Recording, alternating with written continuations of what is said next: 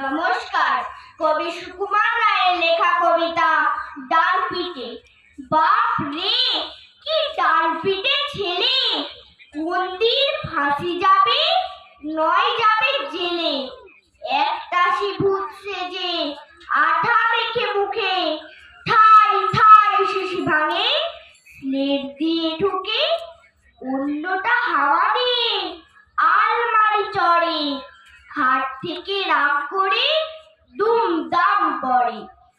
বাপ রে, কি ডান পিঠে ছেলে, শিলনোড়া খেতে চায় দুধ ভাত ফেলে।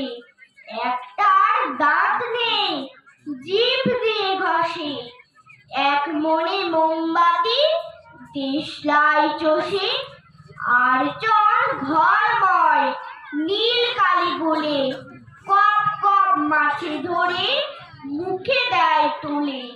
বাপ রে, কি ডান পিঠে ছেলে, খুন হতো টম চাচা ওই রুটি খেলে। সন্দেহে সুখে বুড়ো মুখে নাহি তোলে, রেগে তাই দুই ভাই ঠোঁট ঠোঁট ফোলে। নেড়া চুল খাড়া হয়, রাঙা হয় রাগে, বাপ বাপ বলে চাচা লাফ দিয়ে ভাগে।